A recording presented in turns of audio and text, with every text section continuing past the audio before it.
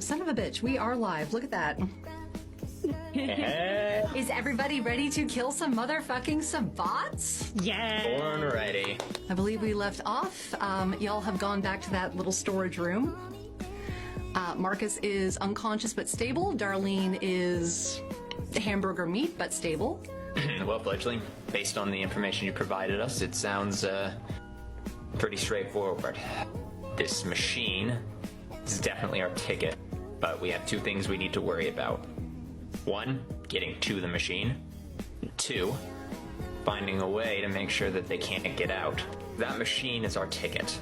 We just need to figure out how we're going to set it up so we can knock all the dominoes down in one go.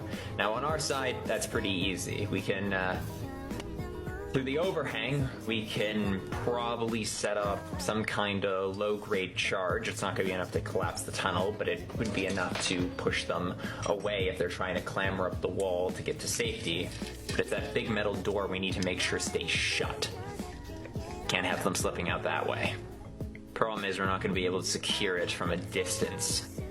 I know your drone is well equipped, Fledgling, but I don't think it's, it doesn't, you haven't gotten the welding torch on there yet, as far as I'm aware. Realistically, I don't know that we can stop them from getting out. Think about it. If, let's say, even 10 of them are as dangerous as the ones that we encountered back about 4 months ago, they could probably tear through steel and whatever debris we could put on the other side. So, well, I'm not quite sure how true that is, but they don't need to eat in the same way we do. They'll probably be able to last long enough to pull out of the rubble. Normally, Fledgling, I think you're dead on the money. This isn't a first light operation.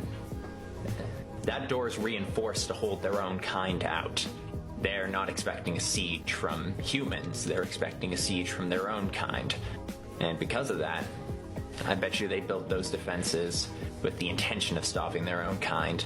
You're right, we've bought things that would make short work of even the strongest of reinforcements. Your second point, something I considered. You're right that there's a chance they could pull themselves out of the rubble, but well, we're a good distance down into the earth. The way I see it, from what I know, you bury a vamp for long enough and eventually they just run out of blood.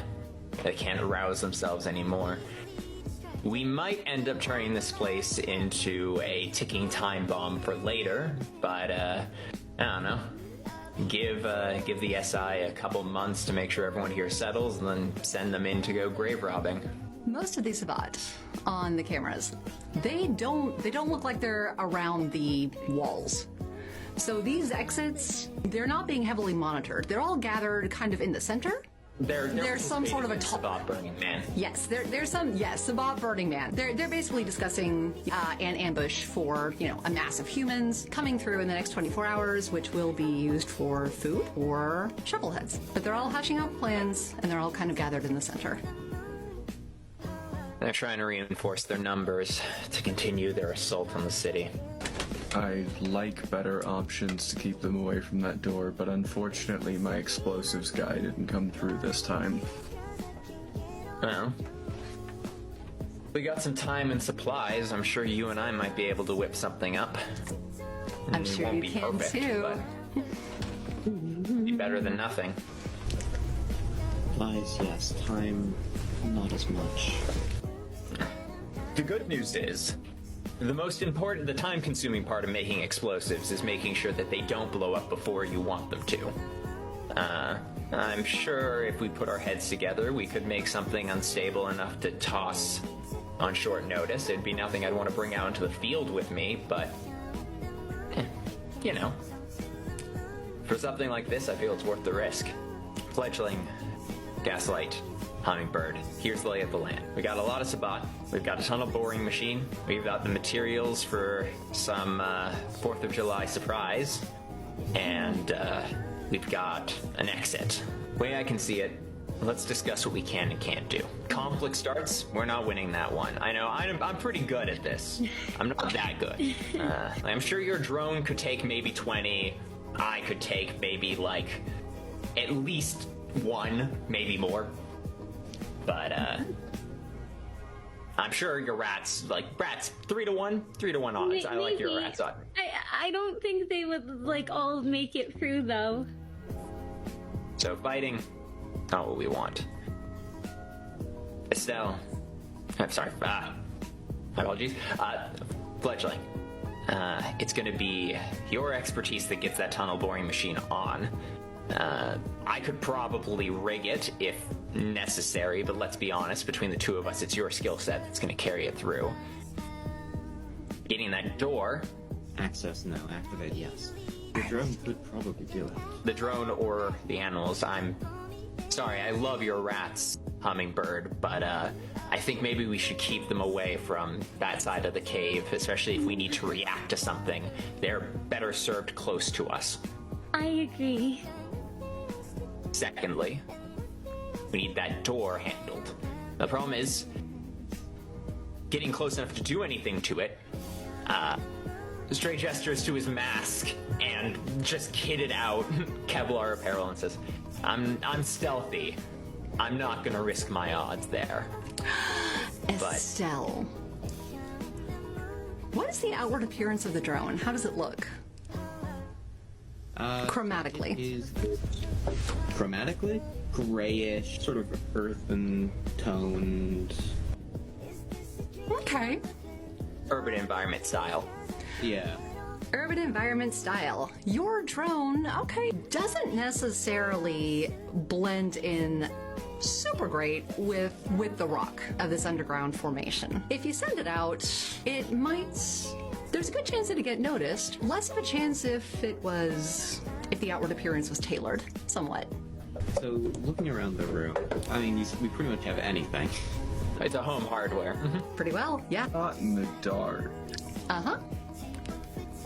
There wouldn't happen to be, like seal and spray paints down here, would there?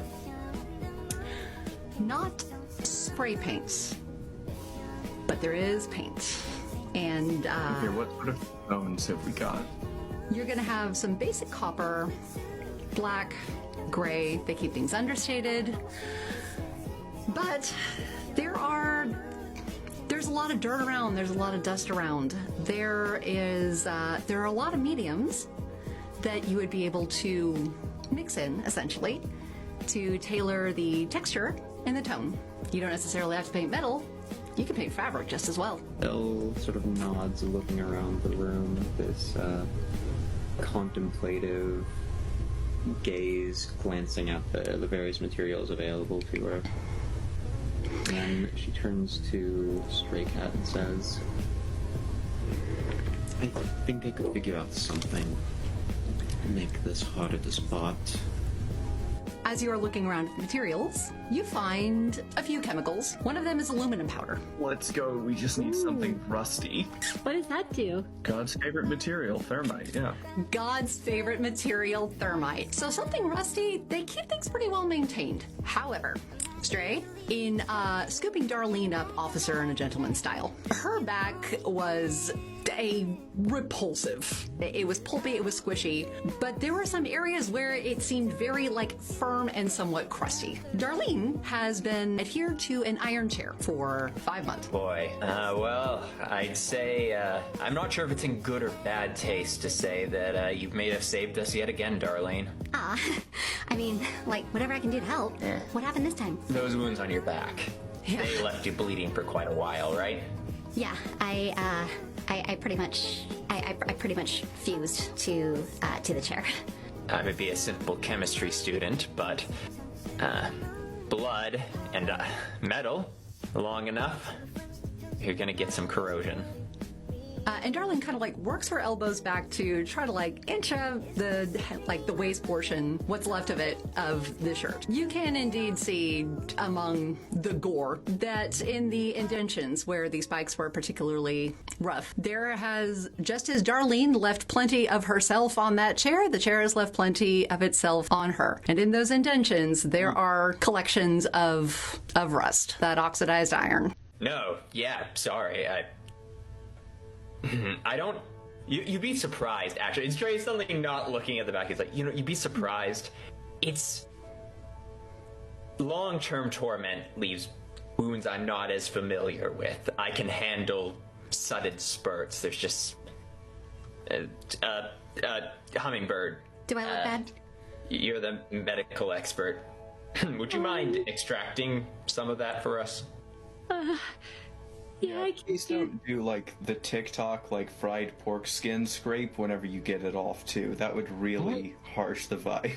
The what? He looked very concerned at Jamie at that comment. Just collect it. I'll show you later. Yes. Please don't. But, alright. We'll see if we can get what we need from there. In addition, before we talk about anything about that door, we're going to need a better look. Hummingbird, do you think you can...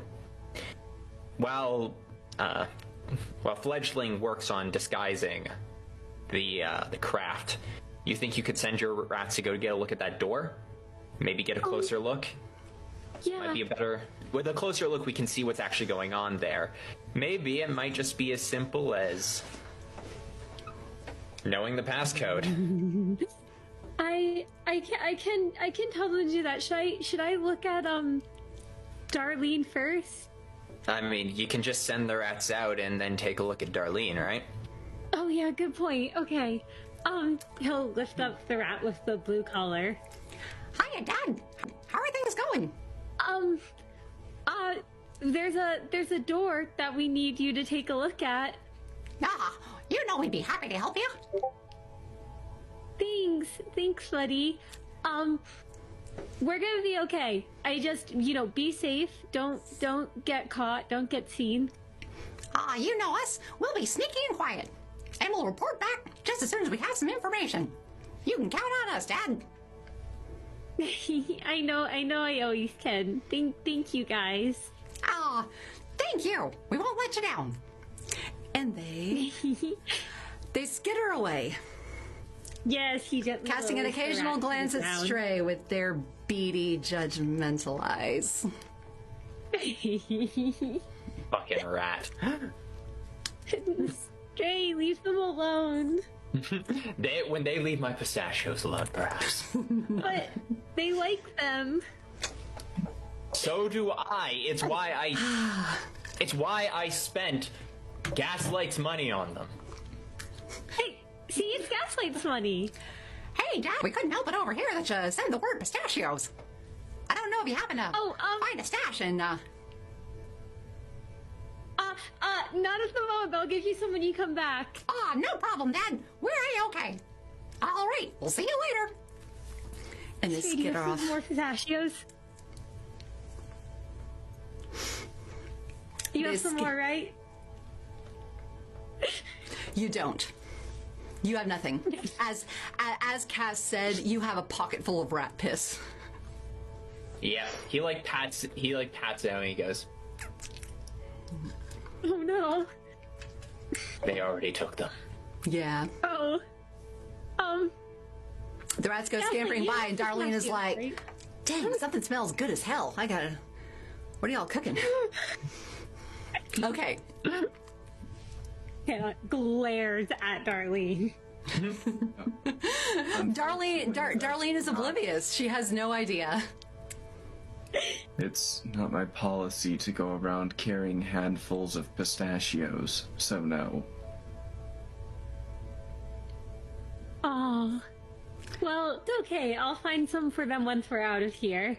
But speaking of which, he goes over towards Darlene. And he'll take a look at her back. It's a disaster? Looks like roadkill. There's bone. You can see the lobes of her lungs and her kidneys. It is an awful thing. There are indentions where these spikes went in a little deeper, like a cone, inserted into some areas of the flesh. And in the indentions of several of those cones, there is rust that has collected. It is not going to be pleasant for anyone to remove this. It's adhesed to her as closely as her own skin, what's left of it. But you can't extract it. Okay. He will attempt to extract it as painlessly as possible. Let's go, stay winning. I don't suppose anyone else has medicine, do they? Tragically not. You, instead of screaming, like she does as a baseline, it is like, she like, it's a whimper. Like a wounded dog, she grits her teeth, she clenches her fists. It is painful, but it is not an excruciating ordeal. She does not need to be restrained. You are able to extract a substantial amount of disgusting rust. Hannah whispers, I'm sorry. And then he's actually not quite sure what exactly they're doing with the rust. The science aspects kind of go over his head, so he's kind of he has the rust. And he's waiting for those who know what to do with it to take it. He did. Yeah, Stray, once Panda's completed, takes it very gently and hands it over to Jamie. Let's get to work. And Stray will assist Jamie with Jamie's plan. So the first thing I think we should probably take care of is we can either do the fledgling drone, or we can go ahead and make explosives. I think Stray Cat should lead on explosives. That I can do. Thermite, it's got an ignition point. It's got a point where it is going to burst into flame. Everything's got its ignition point. But it's got to, like this basic, like the iron oxide base thermite, it's got to get to like 2400 degrees to reach that. And the melting point of steel is like, it's at like 940 degrees. So when you make this rot gut, low quality shit tier thermite, it's gonna get hot enough to melt steel before it ignites and causes like a visible spark. Excellent. Stray is reasonably confident in that scientific assessment, which he shares. Yes. We attach this to the drone, have the drone put it on the door, seal the door with it. Not an awful plan, but the only problem with that is we need the drone by the tunnel boring machine. It's possible we could rig something mechanical to activate the boring machine. Stray has a bad idea. He's thinking, he says, the rats, when they get back, there is a very dangerous option I feel we should voice. Since the thermite isn't inherently visible, we could have someone go and manually plant it. That would mean getting up close, though, right?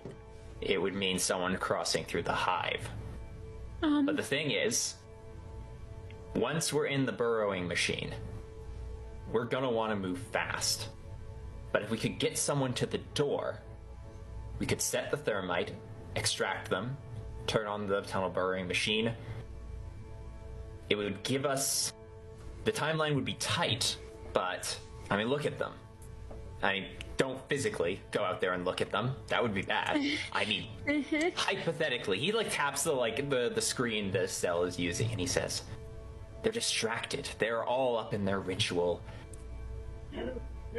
In your scientific expertise, once you plant the thermite and it starts working its welding magic, when it's melted... It's melted. There will be no urgency. When it's melted, I mean, When it's melted, it'll stay at the same point that it's melted 60 seconds after you plant it or 60 minutes after you plant it. Of course, the fear being that despite the fact that there's no one milling around that area, if someone walks by and sees something's happened to the door, that's the only, of course, sense of urgency that might occur. Does this cavern have any loudspeakers or anything of that nature in it? Funny you should ask, Songbird. There are no loudspeakers, Jamie. However, you can see that this is a big cavern. The vantage point of the security camera indicates that it's placed high up above the masses, and there is still some ceiling above it. You've got like that Catholic trauma. And you've got a history of advanced musical training. You are accustomed in your history, in your singing career, you're accustomed to filling big spaces. You've sung in enough cathedrals. You know how to do it. In your acoustic and vocal training, you have also learned how to throw your voice, which kind of falls under the category of ventriloquism, but you wouldn't necessarily need to hide what your lips are doing. There is no loudspeaker system, but you know how to fill this room. And if you can get the inflection right, you will be able to make it sound like your voice is coming from somewhere else. Also, psyops. It is human nature. You can put fire exits and directions around all day, but in a panic situation, a person who's evacuating, their first instinct is to try to get out of the room from the way they came into the room. You, Jamie, gaslighter, in a panic situation, you know how to twist the masses one way or another. It's like yelling fire in a crowded auditorium, convincingly enough. You can make yourself heard. You can make yourself heard from different points in this cavern if you should so choose. And you should be able to manipulate the initial gut reaction of the weak-willed of the bunch. No speaker system, but you're better than a speaker system. Songbird, little nightingale. So if we can get that planted, I'm pretty sure I can, in the panic that I'll create, convince a bunch of them to hold a bunch of other ones back, saying, nobody panic, nobody move, we have to figure out who's responsible for this murder of one of our kind. And we just let them sit in that panic for a moment as the machine comes through. I'm also Stray, meanwhile... Yeah. Stray, meanwhile, is sitting there with, like, several tubes open. He's dumped them all into a slush in front of him. And he's rapidly attempting to control what he's made until eventually he goes, okay, I think I did it. That is a total failure, re-rolled with a point of willpower into 3 successes. Oh. You have made a beautiful pile of rot gut shit tier thermite, and it's gonna get the job done. Stray finishes up and hands it over to Jamie. He just goes, just don't inhale it or touch it or wonder if it works or not, and it should probably work. Got it. Don't do a bump off it. I really recommend not. Hiya, Dad. Crawl up him. Oh, what happened? What did you find? Well, we found the entry point to this big door that you're talking about. There's a door in front of it. Looks like it's locked. Not any kind of a. It looks like it's the kind of lock that I've seen you work with before. So we believe in you, Dad. You might want to take a couple of mouse tools along to try to get it taken care of, but I've seen you work with this kind of stuff before, and you did great. Good news, I hope. They said that there's a door in front of it that's locked, but I should be able to unlock that, and the passage can only fit 2 people at a time. Well, well, two people. one to The two. circumference. The circumference. You know, whatever the rat equivalent for the word circumference is. American Idol for You can fit a whole bunch circumference. of. Yeah, you can fit a whole bunch of people in the tunnel, but it would probably just be, two people side by side. It's not very wide. It's a really long tunnel. It's a really long tunnel, but not very wide. I'd say maybe 5.5 feet across. Okay. And that is 100% girl math, like, which is worse than rat math. So, like, please don't hold me to it. Two people side by side, shoulder to shoulder, is about as wide as it can go. Yes. Got it. Panda will relay that and say, by only two people can fit, I mean side by side. So it's basically like a very long tunnel, but not a very wide tunnel. That's good for if they do manage to break through the door. That's it's not gonna get many of them out, but the delay might just be enough then. Might just be enough. Alrighty. Stray is clearly thinking very deeply, and he goes, the problem is, lock picking. There's only... Actually, I've never asked, Fledgling, how are you with lock picking? I've never picked a lock before, and I don't think now is a good time to learn. Perfect. I never have myself, so don't worry. We're on the same boat on that one. That means, logistically, thinking through our options here, it's probably the best bet then that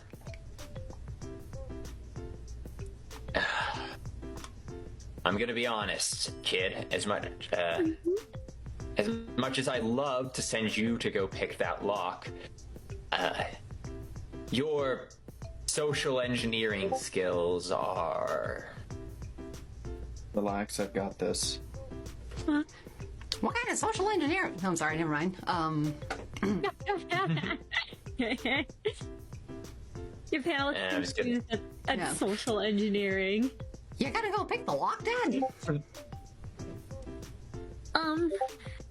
It might be best that Panda looks to Gaslight and is kind of like, are you sure? I mean, you're better at it than me, but, like, I can give it a shot. I mean, if it's something... Hey, Y'all can all be in the same tunnel together. Hummingbird, you could give Gaslight your tools. If we can hook up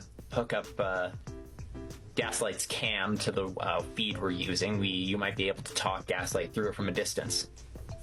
It's true. The rat suggested we could be in the tunnel together, but if you think it's better to stay back, we could also, as you mentioned, talk. I could. Panda reaches for his tools and takes them out. It's your call. It's your call, Gaslight. So consider this your part of the op. Hopefully talk my way out of it in the event I get caught.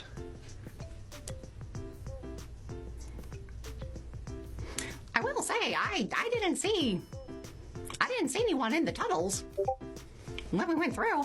They all seemed to be behind that door. Oh, he does look up and says to the rest, the rats did let me know that there wasn't anyone else in the tunnels. I think you killed all of the vampires that were supposed to be standing guard. They're pretty sure we killed the cards. Yeah. Well, that's all the more reason we need to move quickly. All right. I'll help Fledgling out. We'll get this camo sorted. You two, you're on door duty. Fledgling, Okay. What can I do for you? What do you need? What can I do? Spare pair of hands? Ancient medieval sorcery conjured from the soul of the earth? I don't know. Maybe I can do one of those things. If you could just keep an eye on things from a distance, tell me what looks right, tell me what doesn't. Much easier than option A or B. He'll sort of stand at a distance and try and, as Fledgling sort of adjusts the camo, he'll try his best to see if it makes it easier or harder. I will say, this is a stretch. You can say no. Stray doesn't have any applicable dots in craft for this. He does have 4 dots in stealth. Could I lend my knowledge of how to blend in with the environment to perhaps provide an assist die? Lend it to who? Estelle's plan to disguise the drone. Yeah. I'm gonna say yes. Perfect. Take that help die on whatever you roll to disguise the drone. Absolutely. Perfect. Then Stray disconnects a pile of wires from the top of Mortis and goes, "Wait a second. Hold on just 1 minute there, fledgling. You keep working on that disguise. I'll see what I can whip up here." And Stray walks over to a table, throws everything off of it, sets down it. You said that this place has everything you'd find in a hardware store? There's just some basic tools lying around? Just some basic tools. Stray's gonna make some improvised gear to assist Fledgling with this disguise. Yay! Jamie will head off to go do that door then, and I just want to ask for clarification. The tools are lockpick gun, correct? Do you have a lockpick gun? I believe You have 3 dots in Streetwise. Does Jamie have a lockpick gun? they're Candace tools. I'm presuming so. I feel like it makes sense. If you will allow that. Jamie, you have 3 dots in Streetwise. You've collected in Streetwise. You've collected the sketchiest shit. You absolutely have a lockpick gun. Let's go! So that's 7 successes critical for Jamie picking the lock. Nice! Oh man. Yeah, you bust the lock open, and it is almost silent. Like it's just like it's the easiest click, like a keyhole in like a diary that you buy at Sally's Beauty Supply when you're like a 9-year-old girl. That lock opens, and yeah, there's no noise, none whatsoever. Jamie is going to position the thermite and then pull back. All right, yay. Where are you positioning it? Essentially at the seal of the door, so that when it goes up, it fuses the metal in place. All right. Perfect. Oh, this is actually incredible. Okay, so the drone will be making a stealth check to attempt to get over there, I imagine. Yes. So the skill in question would be stealth. Perfect. So Yes. Stray It will be. leaves for a minute.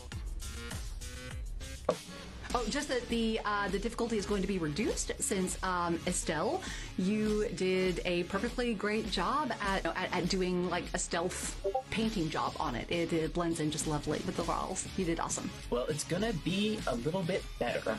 Stray rolled an 8 crit on his shit. improvised gear.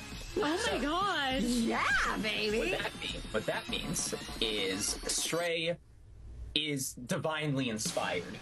There's moments where you basically hear, every time you look back at Stray, he has assembled more garbage on top of garbage until a moment where you hear him shove half of it off the table, and he comes out with these, what you almost would describe as, like, foil wrap filled with wires. And I love as it. he does, he just looks at it and he just says, "Hey, let me foil wrap your robot dog." Oh, I couldn't love you guys more. I literally couldn't love you guys more. What and why? Don't worry, it won't blend in with the paint. It'll blend in with the paint job. Observe. Just trust me on this one.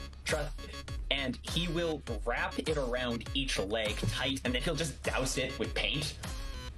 It somehow perfectly blends in, and as he wraps it around the leg, he just says, "The electric conductivity buzzing."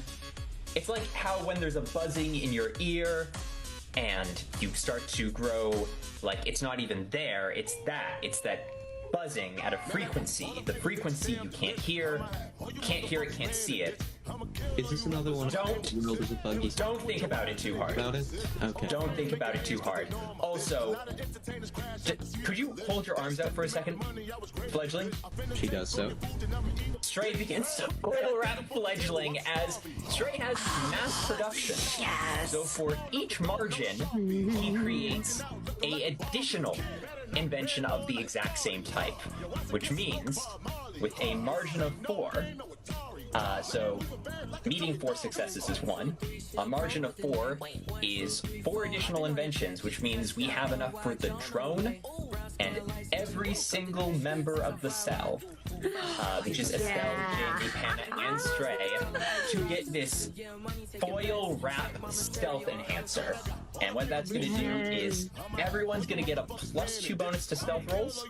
In addition, whatever the ST would determine the unique effect of this invention would be, effectively what it says in the book is it would allow you to accomplish things that would otherwise not be possible. In this case, it is attempting to diffuse notice, despite the fact that it is somewhat obvious. This basically the concept behind this strange techno sorcery Stray has created here is it attempts to just kind of deflect the eyes off of it. It's like when you look into a magnifying glass in front of a mirror and you're blinded for a moment. It's just that discomfort of looking straight at it that Stray hopes will sort of guide people's eyes away from them. When Jamie returns, Stray Cat will also walk up to them and just say, "Don't ask questions, wrap this around your waist." Been told more concerning things with the phrase, "Don't ask questions." Sure, why not? Perfect. And with Stray having successfully foil wrapped the entire party, including himself, actually, you know what? Instead of foil wrapping himself, he'll foil wrap Darlene. That's probably a slightly better, considering Stray has a pretty good stealth pool outstanding.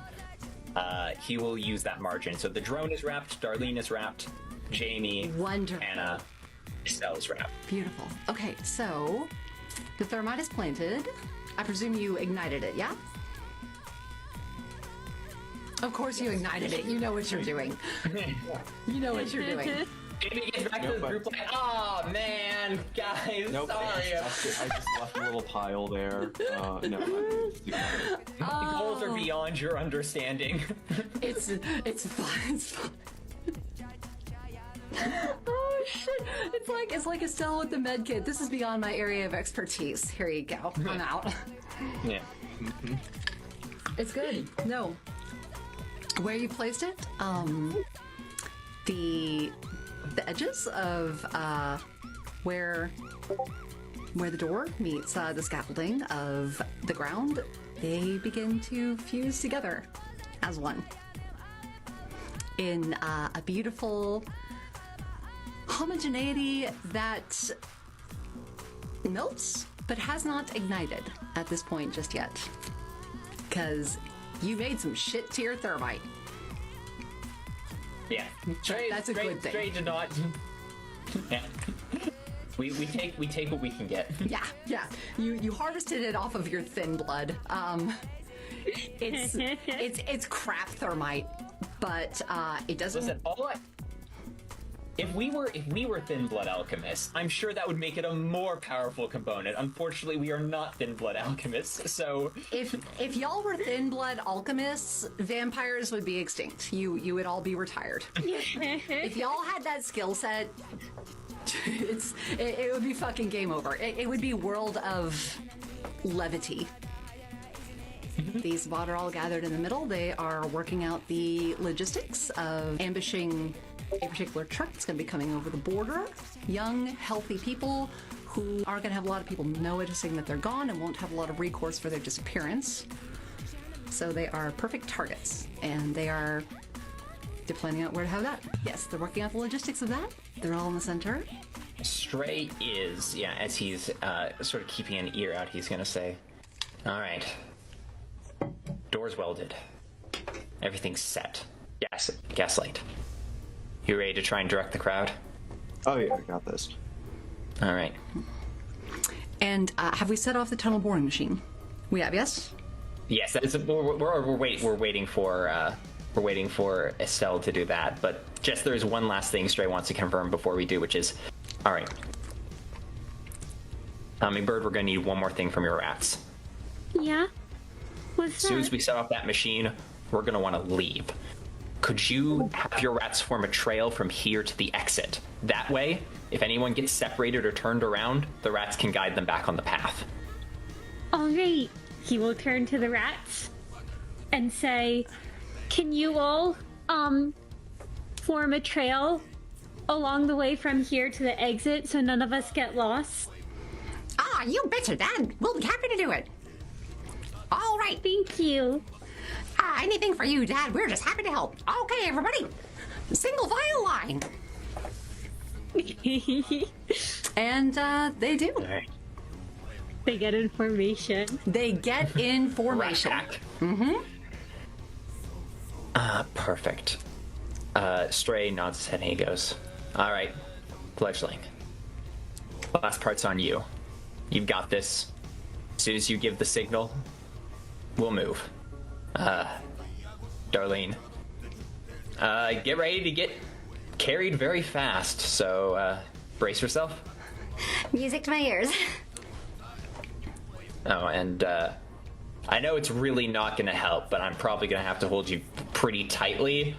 Stray reaches into his jacket and he pulls out the classic bag of unmarked stray pills that he just keeps with him at all times. And he's going to say,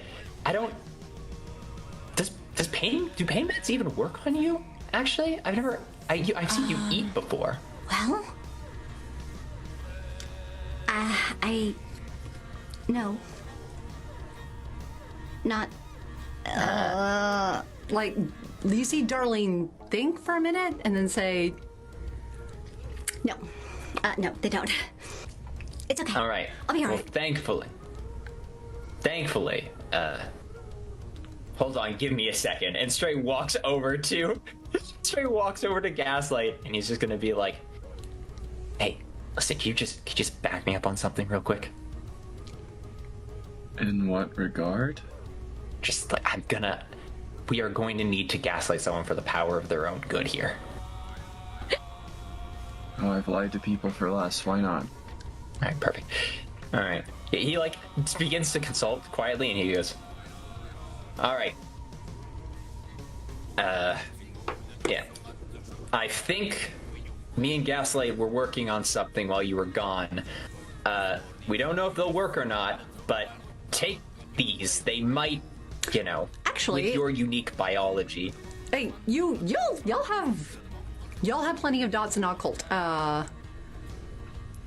Penna, you have the most. Penna, with your dots in occult, Yes. you've got a strong background of knowledge of leeches and how leech metabolism is. Leeches can be very often susceptible to medicinals, substances, things like that. If those substances are ingested by a human or a host, the vampire can have the effect Into the blood. by drinking their blood. Oh, Panna kind of gets a look on his face, and You he have that knowledge. What you do with that knowledge is up to your discretion. Yeah, he will tug on Stray's coat What's up, and say, he'll kind of whisper, so there is a way that vampires can be drugged or experience those things, but it needs to be done through a human that has taken them, that they then feed on. Unfortunately, I cannot get high off my ass on painkillers right now. Normally, Yeah, he nodded. down. Normally Hear me out here, okay?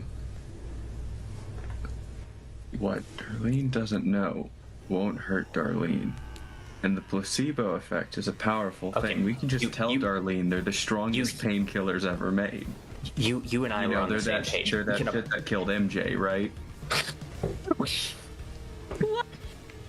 We can apologize for it later. This is, I feel, in the nature of good bedside manners and acceptable deception. I don't think she's going to be too mad about us lying about the placebo effect. Especially when it's bullshit. Jamie, with your knowledge of human psychology, this would be literally a minuscule drop in the bucket compared to the bedrock of lies that you and Darlene's relationship has been built on since day one. Like, this ain't Straight believes in. Straight isn't a liar, but he does believe in the power of acting in other people's best interests if they would not be opposed to it. He would want someone to lie about to him that they had painkillers that they were just feeding him Tic Tacs. Especially when we just scraped rust out of their wounds. Straight's like, all right. And he'll say, all right, yeah. He'll just kind of say loud enough for Darlene to hear. He'll be like, all right, yeah. Let's see if this medical compound works. And he'll hand like 2 aspirins and an ibuprofen to Jamie and just say, sell it. Okay, I got this from somebody sketchy, so they'll probably work on you. As far as I know, they're probably a vampire. But heads up, these are like painkillers. My understanding is they're like synthesized from the shit that killed MJ or OJ, one of the two. Oh man. And they work on kindreds? I've been led to believe that. There are only so many scary, pale, blood in beakers kind of people out there. There's just a certain amount of blood under the fingernails that at a certain point I wasn't willing to ask. Hey, I mean, yeah, let's give it a try. Anything in the name of science, right? Right. And Jamie will put the pills down Darlene's gullet. It's rough going. Darlene has not eaten or drinking anything in 5 months, and this is the muscles are clumsy, but she does. She does eventually choke it down. And I mean literally choke it down. Okay, so listen, my understanding is that these work a little bit like edibles. You're gonna think, man, these aren't kicking in, they're not happening, and then they're gonna hit you, okay? And if you think it's not hitting you, it's about to hit you. Hey, oh shit, I think I feel it. Hey, gas, I think it's working. Yeah, this is some good shit. They're just painkillers. They won't fix the wounds. Hey, no, but like, hey, no, I feel good. Like, I'm sorry if I start talking all crazy. I'm, but no, no. Dang, no. Yeah, this is some good shit. A bag of oregano. Yeah. Straight gives a thumbs up to Gaslight and then turns to Fledgling and goes, okay. Asset is prepped for transport, which is to say, on you, kid. Alright. Gusto looks to you and then looks to Hannah. No, Hannah did look confused. He heard kid and he just immediately perked his head up. Sorry, all on you, Fledgling.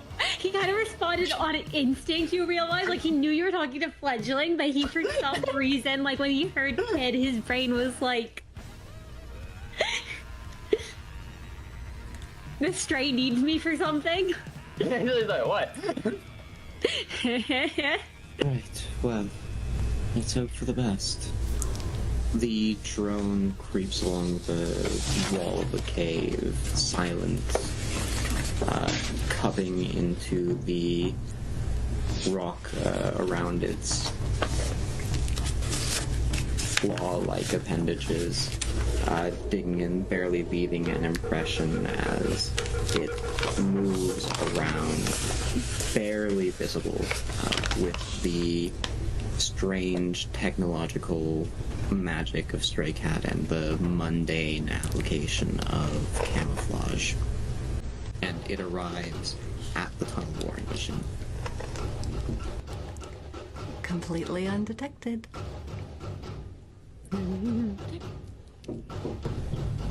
Absolutely. So now Estelle can see through the camera into the controls of the room, or device, as it were. Everything is functional. Everything is connected. It is a completely workable machine. There are no concrete panels, i.e., if you turn this thing on, and remember, like, there's a reason why this machine takes 3 highly trained journeymen to operate safely. It takes 3 highly trained. Yeah, I was gonna say, if back into its original purpose, it sure takes 3. Oh yeah. To operate it safely, to operate it in a unsafely, you're gonna do just fine. The concrete panels are not there, i.e., if this thing moves forward, there will be no scaffolding placed to hold anything up. You see the control panel? And in your training, you know how to turn this thing on,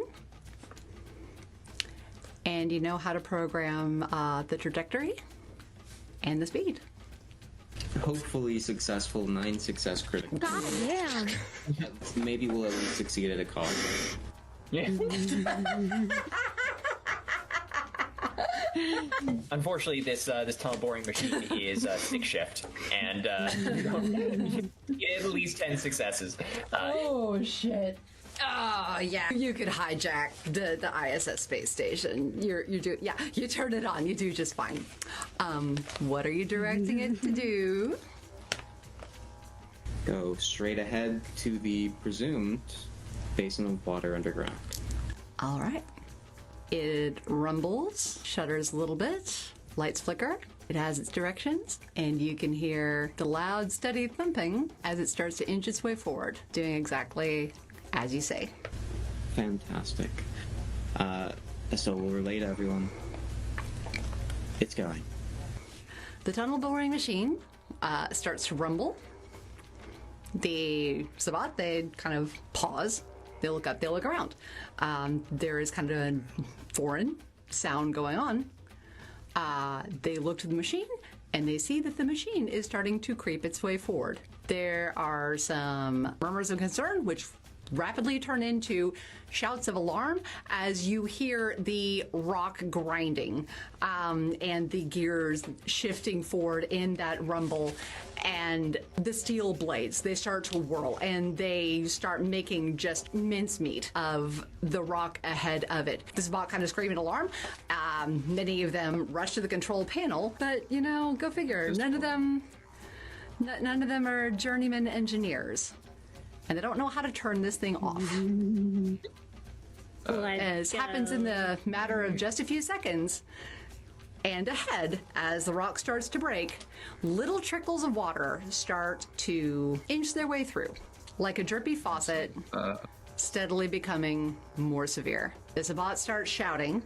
A few of them start running toward the tunnel where you are, trying to run up the stairs. Most of them start running toward the steel door.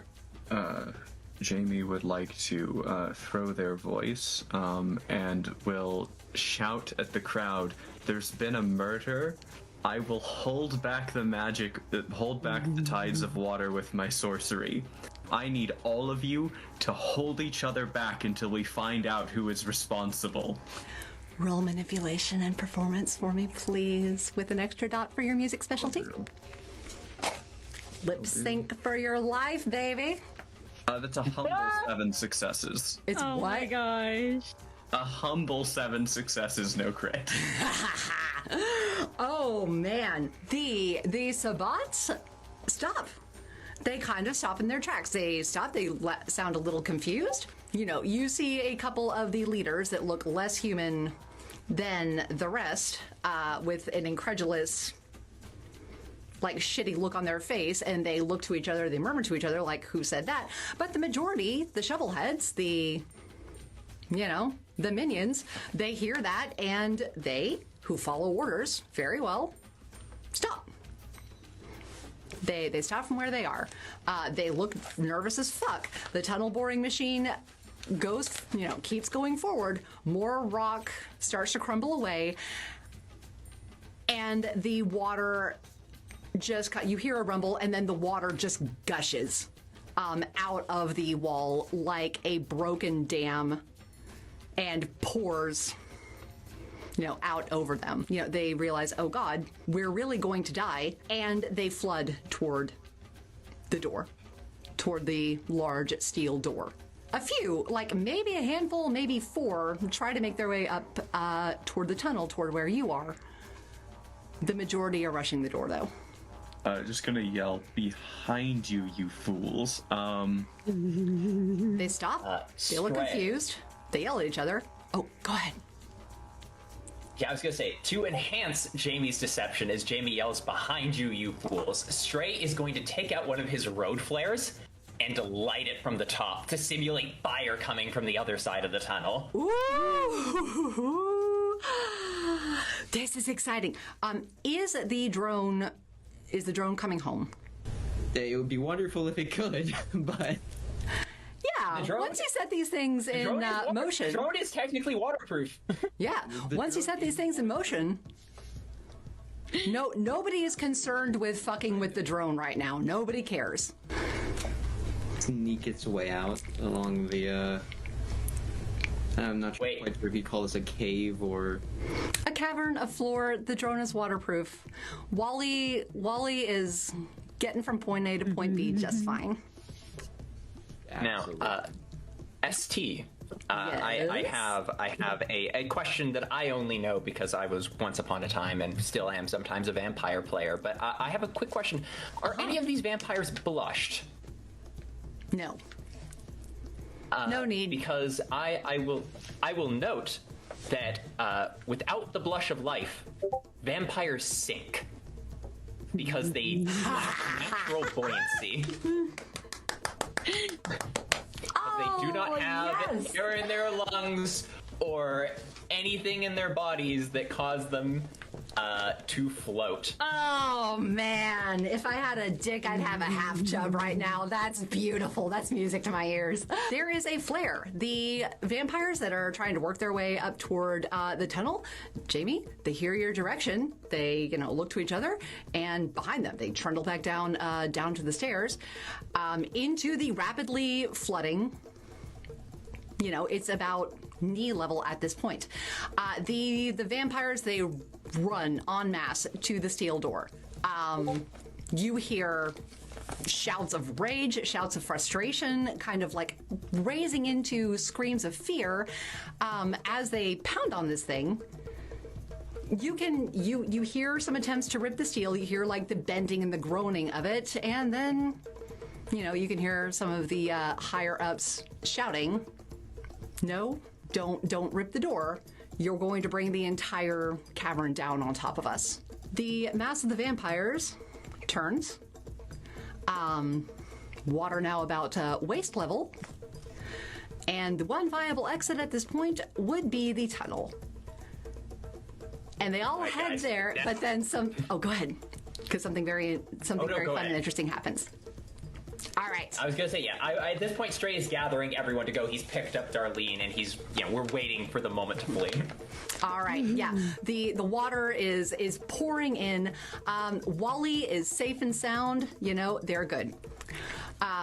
The masses turn around. The steel door is locked. The tunnel appears to be the only way there, and they swarm en masse. And then the fun happens. So this is gonna be a bit of a monologue, and I apologize for that. But I've been really excited about this part. So, historically, there have, unfortunately, there have been incidents like these. There have been fires. There have been disasters where a lot of people were in a closed space all at once. and had to flee, or chose to flee, through a relatively small area. They all come rushing in, and vampires, they've got a lot of things that humans don't have access to. One of those things is celerity. That is too bad for you. But you as humans, you have access to something that the vampires do not, and that is love and self-sacrifice and concern for your fellow friends and human beings, and that is too bad for them. We are aware that the Sabbat are a religious organization with many rites and strange things. And Stray sees them begin to go into a panic. And he's going to turn to the kid, and he sees Jamie, who has thrown their voice several times, and now people hear that voice, and he's going to turn to Panna and say, "And everything you know about this group, is there some kind of like trial by combat or something? Some kind of like survival of the fittest ritual?" Can Panna make an occult roll to see if he knows absolutely. And that knowledge is going to be limited to my knowledge of the Sabbat. So if you are looking in the books and you find that my answer was wrong later on down the line, that was stupidity, not malice. Yes, make an occult roll. No, don't worry. It makes sense. Panna's knowledge would be, because I think Cass, you know the word that I'm thinking of. I do, unfortunately. Five successes. Okay. Yes, Panna, you do know. There is. This is a highly ritualized, ceremonial type of thing that takes place in the Monomacy Pit. He goes to Gaslight instantly. He goes up to Jamie, and he's like, "I don't have time to explain the exact occult, but they trust you, they lead you. All you need to do to turn this into a massacre is declare a monomacy. It is their rite of combat to the death. Only the strong can survive. We just need a little more time for them to tear each other apart." Maybe inhales deeply, throws their voice. "I know what you've done. Fight me, you coward. I demand monomacy."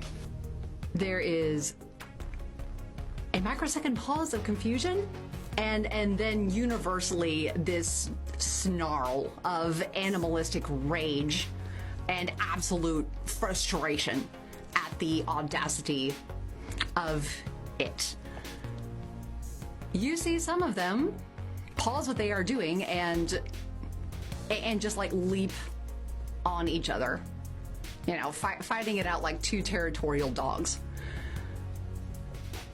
This happens to several. They pair off. The ones that remain, they see the opportunity to square their debts away. The ones that remain continue their trek toward the tunnel, but they are shoving each other, ripping at each other. Y'all are a fair distance away, but you are close enough to see the fun that happens next. I would know that, but most of my knowledge of the Sabbat comes from playing Matt Stormcrow Sabbat LARP once a year, Night in Question, which is a hell of an education, and certainly the most enjoyable way. I was going to say, I believe you were correct. I believe monomancy is the right for ritualistic combat. So yes, you were at least thinking of what I was thinking of. Yes, and thank Matt Stormcrow for that. Yes. Yay! Okay.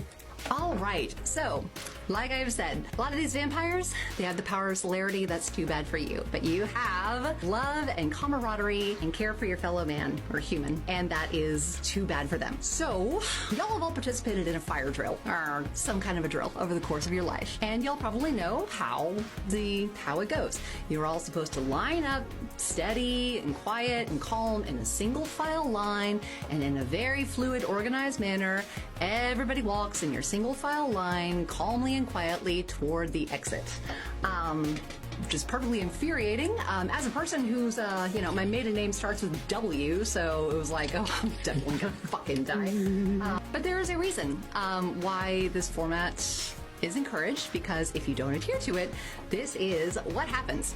So the Sabbat, the fastest Sabbat, they all come tearing toward the tunnel. The ones that have celerity, they're the ones in the lead. So here's how it basically starts, initially. I have it in the beta chat.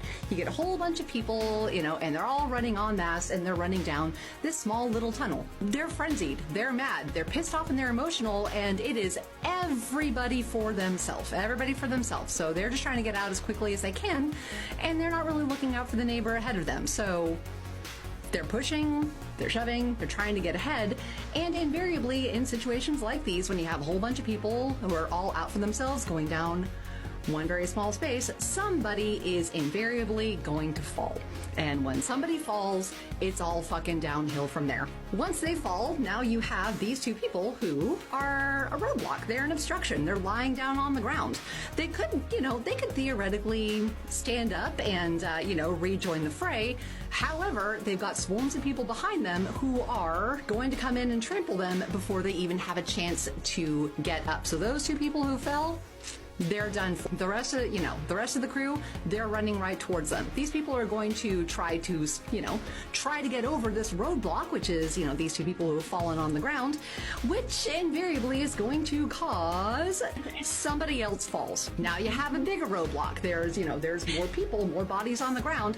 Nobody is stopping for them. No one is trying to help them. They're just lying there, getting trampled to pulp, while everybody who is, me, all out for themselves, trying to escape to the exit as quickly as they possibly can. You can see this cycle invariably repeats itself, and the pile of bodies starts to stack and get higher and higher and higher as it piles over there, and the exit point from which you can actually get around these people, it gets a little narrower. So people really have to dodge. They really have to climb and get way off balance to try to get around this human roadblock. So the situation is getting worse. And behind them, it's just a straight tunnel.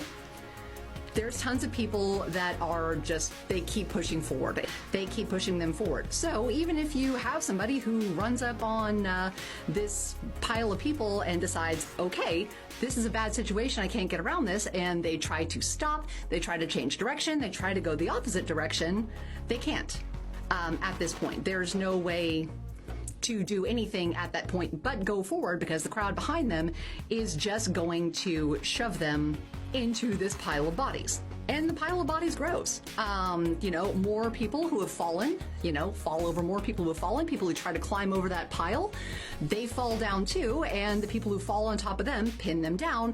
And in the meanwhile, this swarm of Sabbat that are trying to get out of the tunnel, they keep coming. They keep piling in. They keep running at full speed, and the people who are closest to the roadblock are steadily getting pushed denser and denser. Really, it is like a trash compactor. People literally suffocate. It's very bad. But in this situation, it's very good. They try to climb over, they try to climb around, kind of like if you push trash down to the very bottom of your trash can to make more room for it. That is what is happening to the people who are forming the plug. As the swarms of Sabbat that are coming behind them are trying to work their way around them, the people at the very back are pushing the people forward, they are getting crushed further and further and further into each other until it is literally a mass of people that is so densely packed together that there is no way, they're airtight. There is no way to get around them, because the fastest ones of the groups are going to be the one with celerity. So you are looking back at the tunnel. You hear the shouts, you hear the screams, they kind of clamber up the stairs, and you see just like a flicker, a blur, like, something zipping faster than the human eye can catch towards you. You see the flicker coming at you, and then it is just a stack of bodies. In an instant, in less than a second, that is piled from the floor to the ceiling and all the way to the walls, piled on top of each other. It's gruesome. It really is. There's heads and torsos sticking out. There's limbs where they're trying to reach through. You and many, many people are just all piled together. You can hear them being crushed. You can hear the bones grinding and the screams and wails of agony that start for a second and then become more like rasps as they are crushed so tightly into each other. Their rib cages can no longer expand to the point where they can push air out to make any sound whatsoever. It is like the vilest war ghoul, the vilest Amici creation that you could have possibly imagined. It is a writhing, screaming, agonized wall of humanoid limbs and skulls and reaching arms. And you can hear the screaming, and it's very muffled and it's very distant, but you can hear the screams of panic that are continuing, and the screams of pain, or the rasps of pain, from the people who were quick enough to be at the front. Invariably, in the tunnel behind them, someone's got potence. Someone's pretty strong. Trying to dig.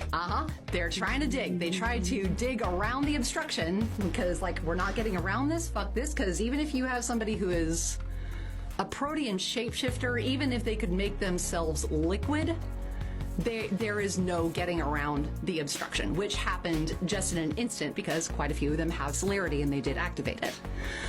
But somebody tries to dig, and you feel a rumble in the rock as they try to do that, and then you hear more wails and screams as the tunnel that they tried to dig through collapses on top of them. Because you can't dig around it. It's not sand, it's rock. All that they do is bring more and more rock down on themselves. And there are shrieks of rage and agony as they all steadily are crushed beneath the weight of the earth. In the distance, in the far, far distance, if you're really, really hearing, you can still hear the ones that have not been piled into the tunnel, screaming, yelling at each other in the confusion as the main cavern steadily fills with water. Yeah, Stray will digest this in his nightmares later. Because in this moment, there is only focus. There is only getting out of here alive.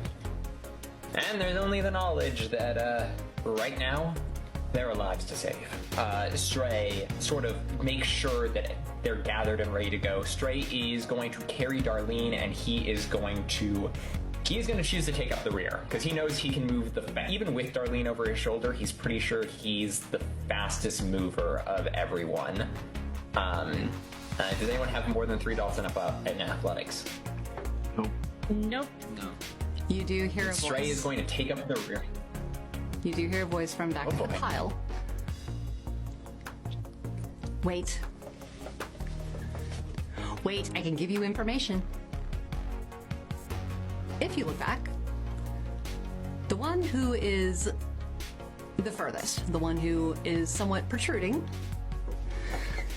she's got dark hair, super, super light, electrically sort of blue eyes, a Sicilian kind of look.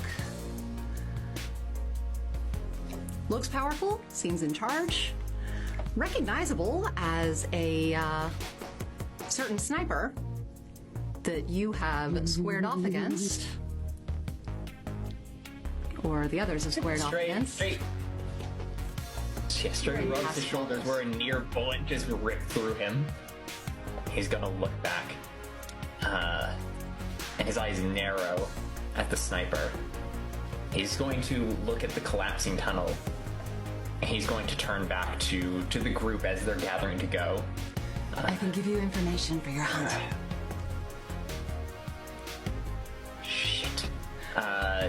Shit. It's not. Stray looks at Gaslight and says, I need to get Marcus and Darlene out. Shh. Gaslight, do your business. Do it fast. With your background in occult, you know that you and Panna both know that vampires like these, she may be trapped, she may be physically trapped, but there are still effects, especially for the ones that look like her. There are still effects that can be done with the eyes and from the voice that can affect the mind.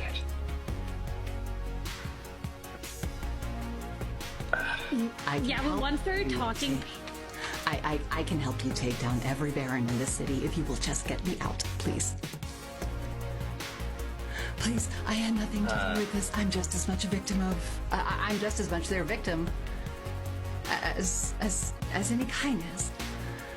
I had nothing to do with this. Get me out of this. I will help you take down every Baron in the city, I swear. Stray looks back at the group. He gives Panna the look that says, "Do you smell bullshit?"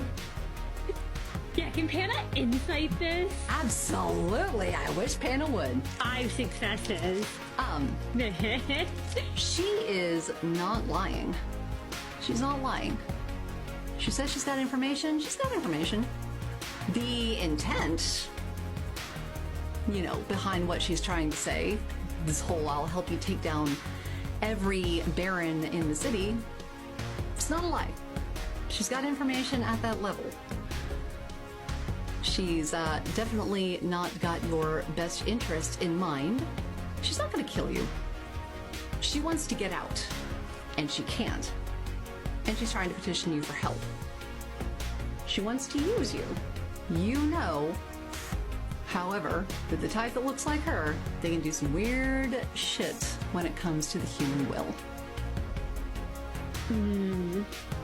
And Panna knows he's not great with that, but he does know that Stray is. So Panna will whisper to Stray. She does have information. She's not lying about that part.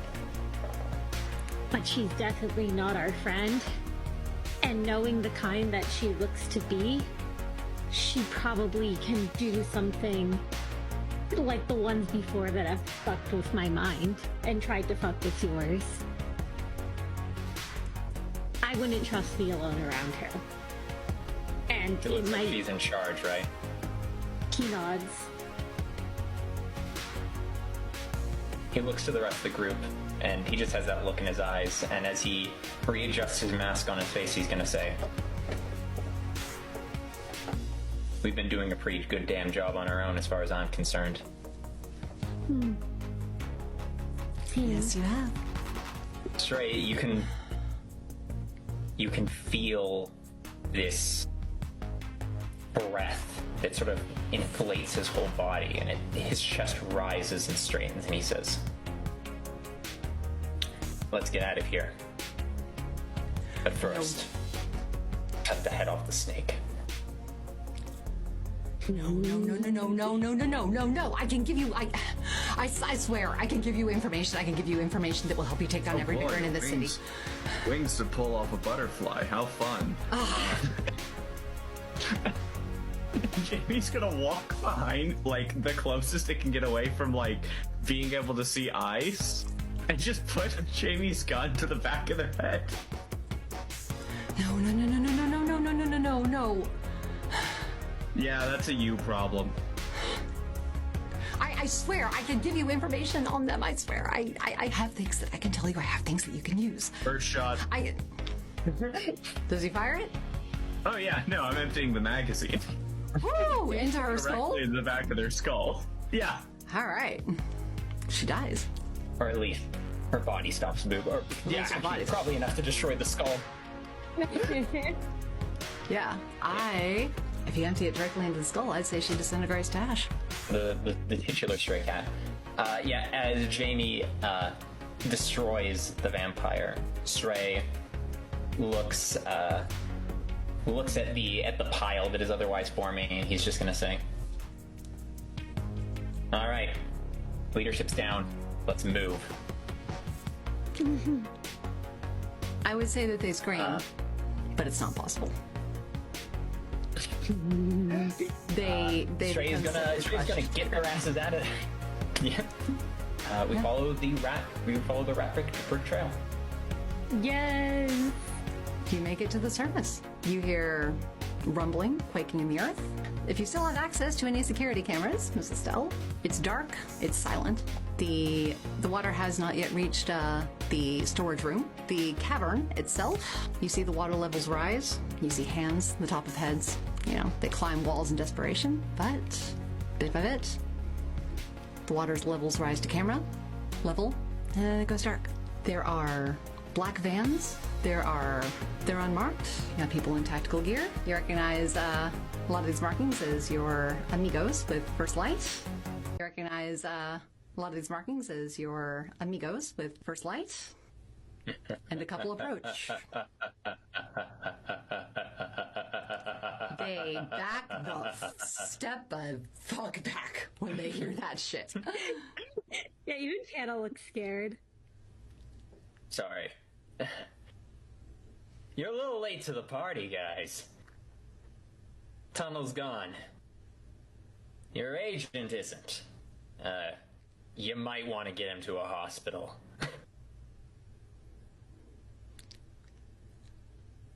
Stray will deliver.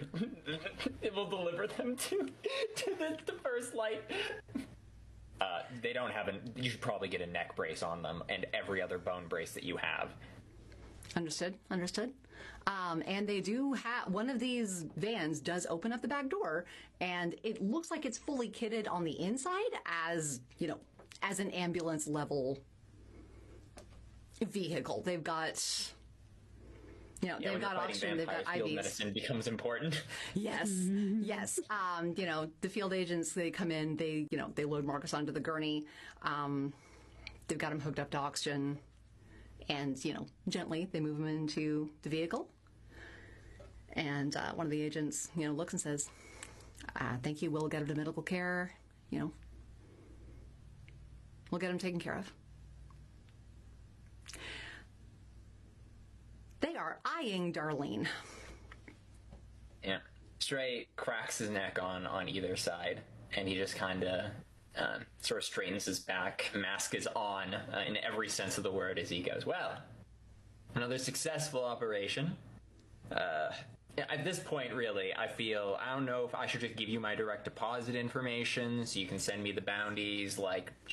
I don't have a bank account. Who has a bank account? People who get tracked by the feds, that's who.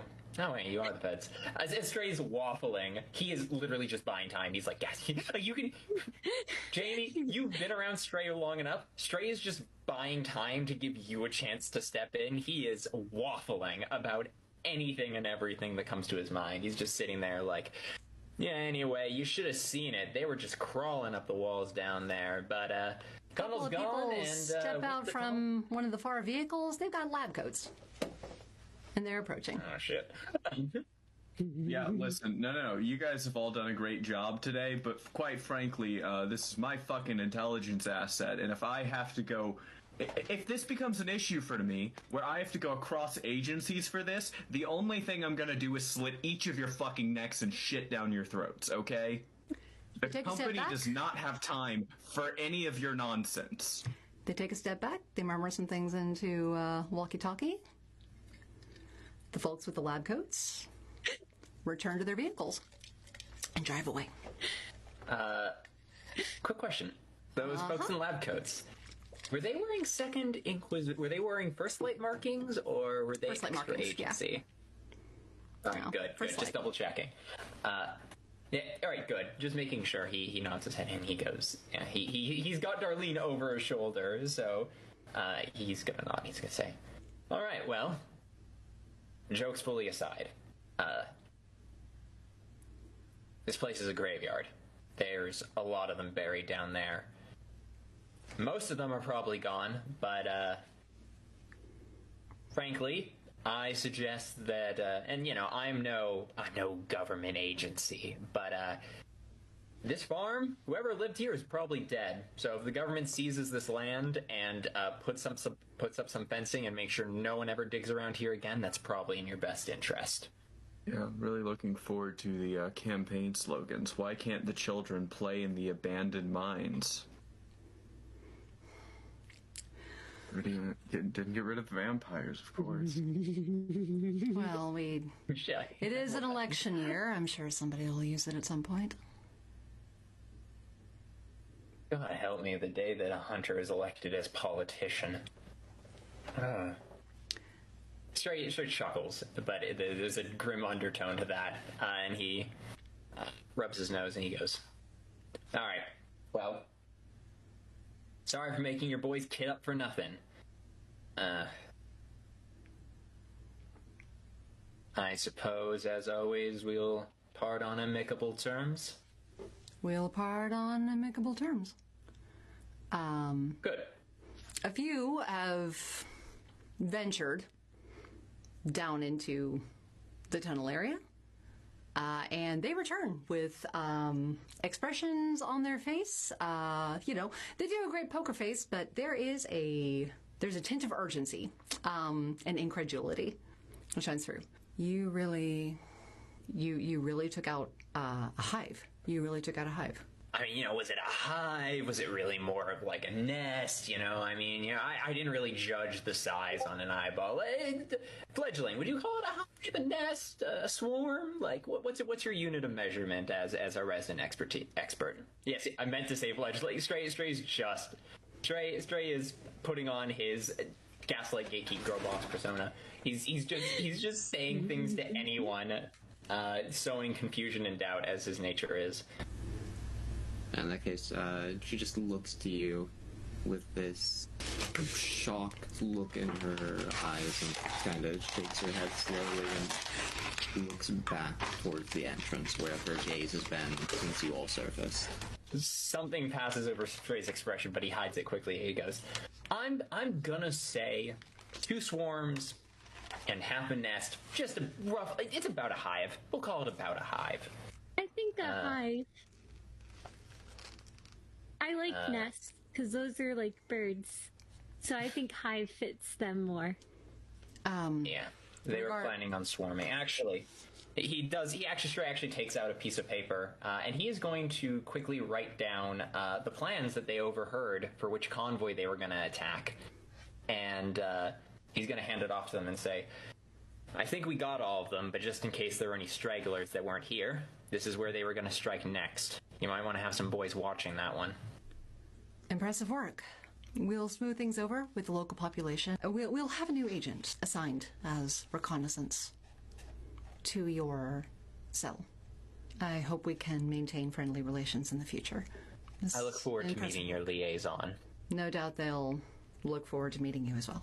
Stray adjusts his jacket and says, by the way, just as a total aside, next time something like this happens, really appreciate a phone call before we have to figure out 6 months later that something's happened. You know, we have a phone.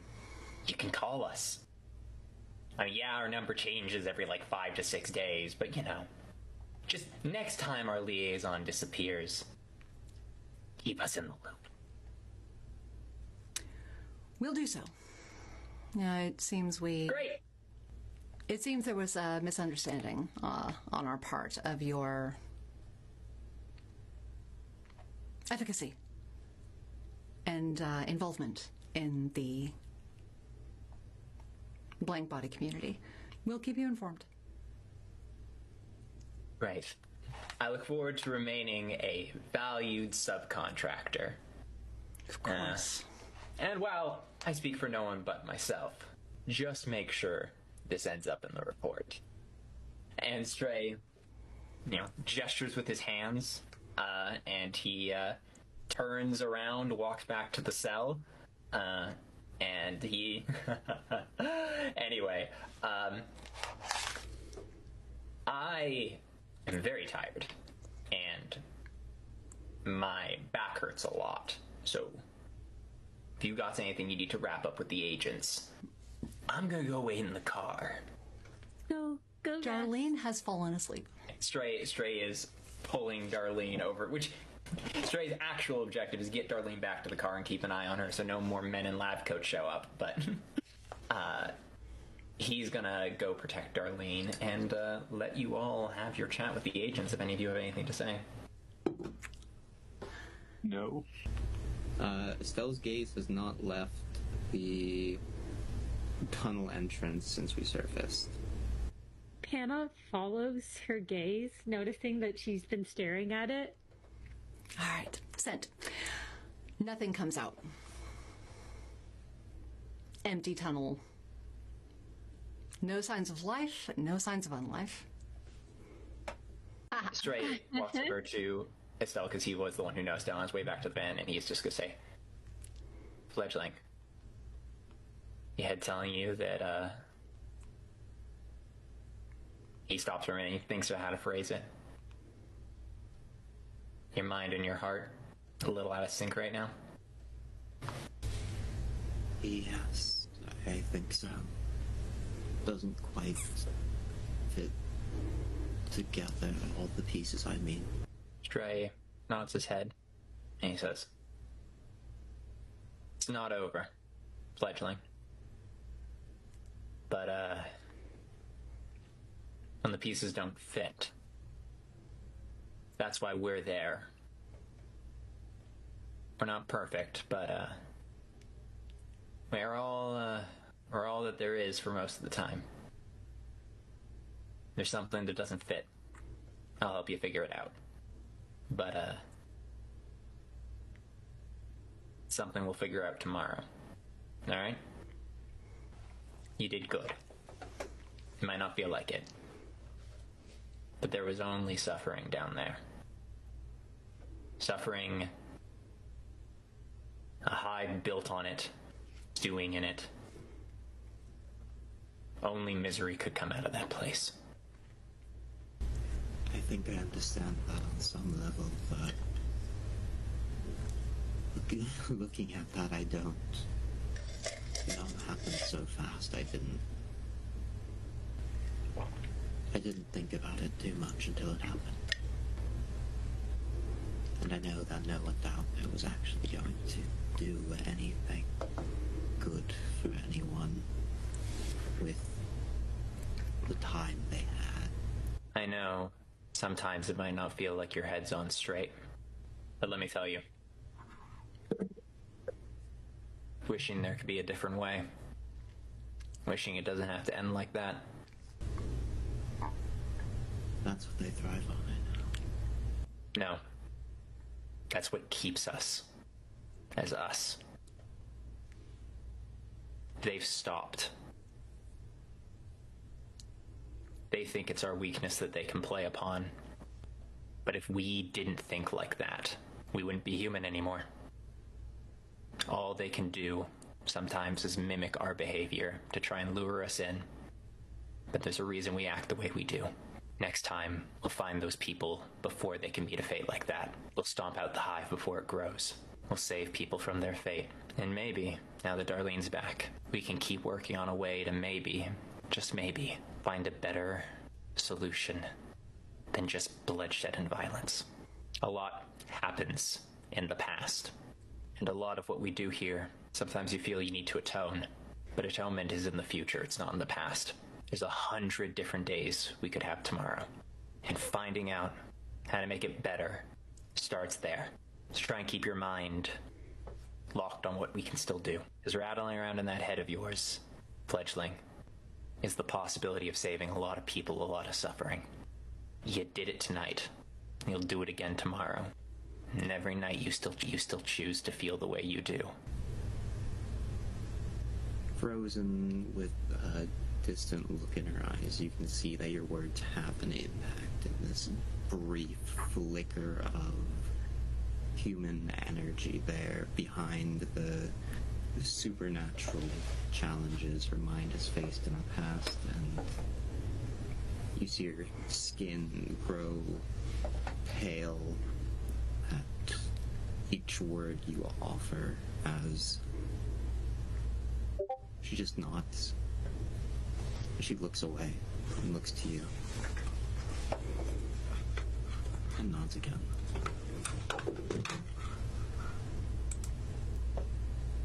And that's it. She doesn't say anything else.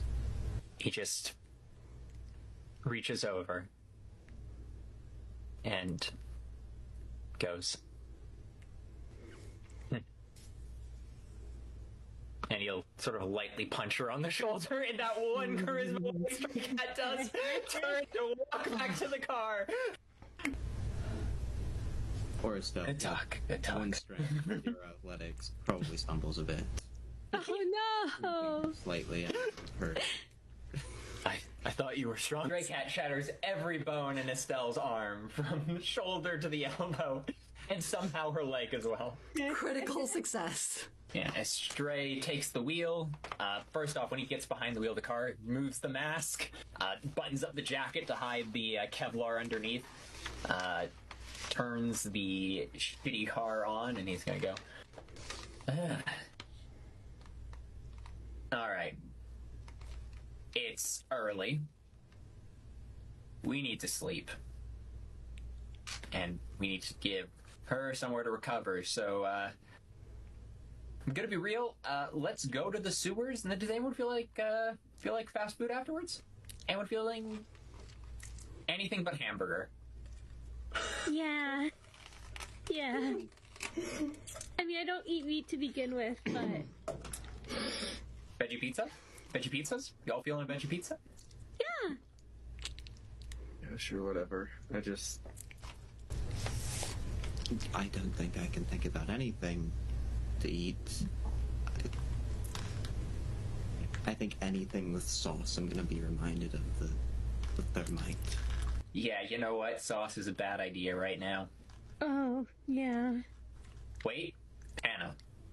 Uh-huh. I've got some protein bars in the center console there. Do you mind digging them out? He will dig for the bars and hand them over. Stray says, you might want to throw up, but you have to train your body to eat after a hunt. If you don't, you will destroy yourself. Yeah, you gotta force something down. Nothing heavy, nothing big. We've got gum as well. If you don't want to actually eat, it just sort of tricks your brain into not freaking out. Yeah, fledgling, have some gum. I got Tic Tacs too. Panna holds out his hand and does a little, like, grabby hand for Tic Tacs. Fuck, I hate your goddamn stupid animals, Panna. And Stray opens the center console and pulls out a bag of pistachios and goes, you can deserve it, piece of... And he throws Panna the bag of half-eaten pistachios. Yeah, Panna, I assume, got all his rats back, and he will, give them all. Thank you, Stray. The rats really appreciate it. The rats do. They swarm it. Blue and gray like hop onto the shoulder, and they're like pecking at him too. And like y'all may be like in yeah, maybe the mood is low and morose and like contemplative, but they're having a fucking party. Like and your pistachios are done. You have no more pistachios. I'm sorry. Yes, officer. The 30 rats, African gray parrot, and other bird are all extremely normal and should be in this packed car. It's Vegas. It's Vegas. Let's head to the sewers. To the sewers. And Stray will turn on the radio and just blast some 80s rock as he's making his way downtown. We're going full American Psycho. It's hip to be square. We've just Oh my god. You monster. All right. You're Thin Blood. Your epilogue. Bit of a monologue here. But let's wrap it up. Yeah, Darlene. She can't really walk. She can't really move. She's blind. She's incapacitated. With mortal frailty, she can heal with medical care, and she's able to, at least direct you, or people with a dot in medicine on on how to get this, like physical therapy, grafts, and things like that. She's got deconditioned muscles, very contracted joints. She wakes up screaming, disoriented almost every morning, not really sure where she is and not really able to see where she is. That doesn't really help. She's very jumpy. She's very uncertain of herself. She's still trying to convince herself that any of this is real. But mostly she's really just overjoyed to be home. She's overjoyed to be back. She's overjoyed to see she's overjoyed to encounter Lacey again. We do put her, just because we don't want Lacey to see her in this state, we do allow Darlene to, not allow, we set up for so Darlene can call Lacey so she can at least talk to her daughter, if nothing. And, that interaction goes a bit like, Mommy, you're alive! I'm I can't believe it. I was so worried about you. Lacey, baby, I loved you too. I missed you. I thought you were dead. I missed you so much. Can I have a snack?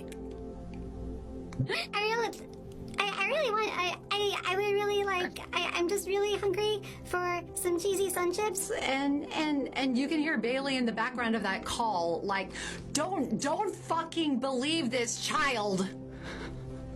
She's gonna talk like she's talking like she's never seen cheesy sun chips since January. She's had a bag and a half every day since you were gone. At least like, I'm still really hungry for some cheesy sun chips. Can I have a snack, Mom? and it's tough, but the dynamics heal up well in the fullness of time. Lacey, Darlene has given you, well, in the course of the time together, she gives you clearance to teach the girl sorcery. Gradually. Stray, as part of the agreement, of course, wants to make sure that it is not disruptive. So, of course, his teachings are going to, at first, be the totally mundane occult, just opening her perception to a cool new hobby. And with time, and assuming he has the years in him still, he'll slowly begin to, as she grows up, introduce the concepts carefully. Outstanding. Gradually, as time goes on and Darlene acclimates to normalcy, she finds that it's easier to speak, easier to laugh. The calluses and the trauma are still there, but they gradually start to ebb away.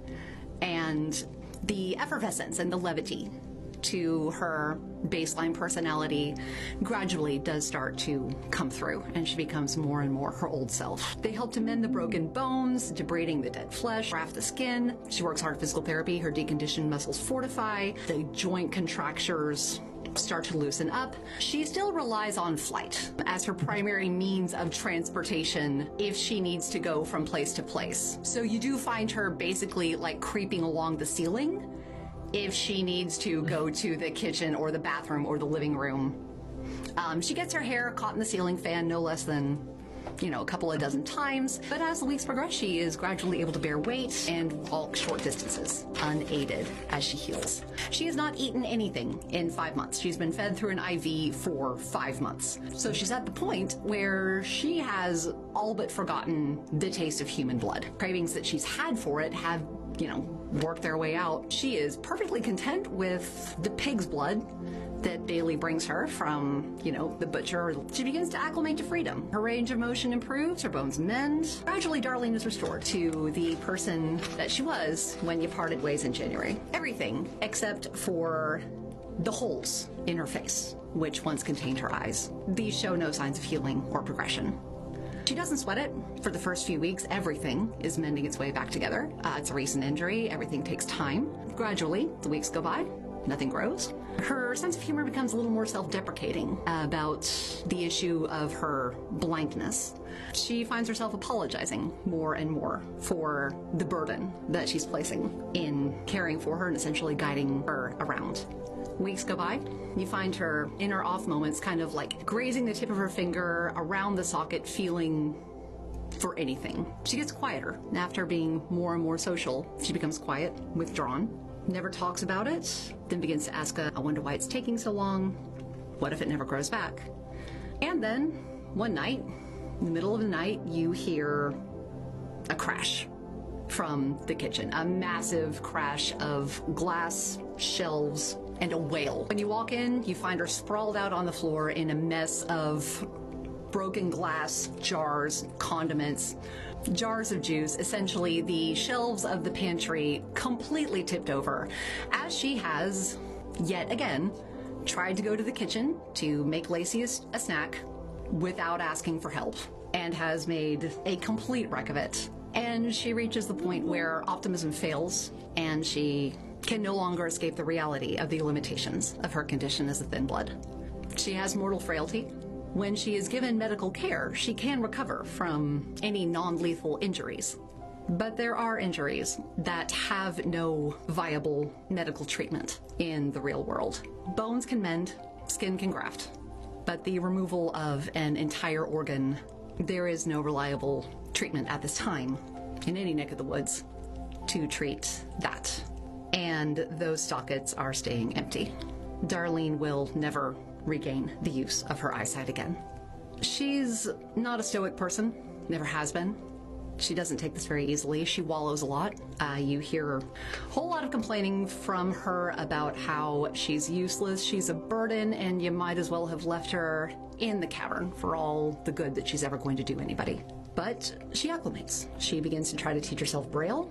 She tries to map out the structure of the safe house so she can go from room to room. She starts to make, labels that she can figure out by touch. It's hard on her, but she has an easiness and an openness that she never has had before. Any of your sources that you consult in the kindred world or kindred society, Darlene is counted among the dead in the Sabbat slaughter. Nobody is looking for her. Nobody misses her. You have extracted her completely from kindred society. The horrors that she has been made to endure, both spoken and unspoken, at the hands of the good kindred of the world, are over. You have rescued this woman. Great job. A couple of weeks later, you hear another scream. It is a different sort of scream. It is not a scream of like wailing or anything. Someone's murdered, yeah. Yeah, no. And she tries to rush into, the main living area or whatever. And she's, very hyped up. And she starts into this medical jargon word vomit, like stream of consciousness thing about how her heart rate is going up. It's timing up and down with the respirations. It's, and vagal nerve function, what have you. When she eventually calms down, she's better able to explain. Because there's medical equipment. You have some basic medical equipment because Darlene is medical. Darlene has found that her heart rate, her baseline heart rate, does increase when she inhales, and the rate decreases when she exhales. This is a marker of function of the vagus nerve, which is one of our main cranial nerves. It's a huge nerve with multiple areas. Some people have this, some people manifest this on an EKG, some people don't. But as Darlene said, her EKGs, when she, prior to this, that she took them, they did not have this fluctuation in respirations. This is a new development for her. Essentially, she has a cranial nerve that is now alive that was previously dead. If you had eyes on Darlene's character sheet, you would find that in her time in captivity, she is now up to humanity 8. And she will look in the direction of Stray, wherever he is, and say, "It's working. It's working."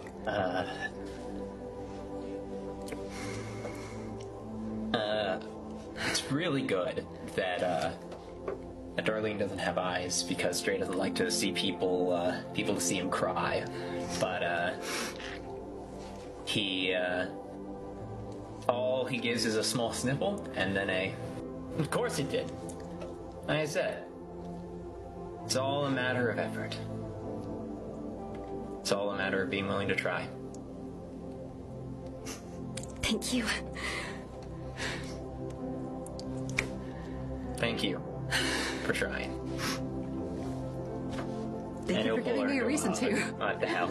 Oh, she'll bring it the fuck in. Like. So. He's glad her bones don't squish anymore. They do not squish anymore. They don't. And she's one step closer to Golconda. Whether she fully achieves it or not, we don't know. That's a story for another day. That's to all of you. As for your reputation, word does get around about what exactly happened to this Sabbat hive, to this Sabbat nest. That their base of operations and the entirety of the Sabbat population of Las Vegas was completely destroyed by these 4 gay, depressed Gen Zers. And they're fucking rats. and they're fucking rats, and a Roomba. Nobody can make any sense of it. They begin to refer to you in this, mass death incident as the Four Horsemen. And that is a term that the orgs begrudgingly coin for you, as well as the orgs have to come to terms with the fact that you are, in fact, an organization of your own. A force to be reckoned with, respected. Maybe not treated as equals, but certainly not treated as pawns. There is a healthy fear and respect for you that was not necessarily there before. Every kindred in Vegas wants you dead. Every kindred in Vegas wants you dead. Everyone. At last, finally. Yeah. You have done some great good. But everyone's coming after your head now. But on that, I will end that with a summary and some words of wisdom from the great book of Watership Down for all of you. All the world will be your enemy, prince of 1,000 enemies. And when they catch you, they will kill you. But first, they must catch you. Digger. Listener. Runner. Prince with the swift warning. Be cunning and full of tricks, and your people will never be destroyed. Thus concludes our first game of The Legend or the House of the Four Horsemen. You guys, oh my god, my heart. Fuck, oh my god, I love y'all. I love y'all.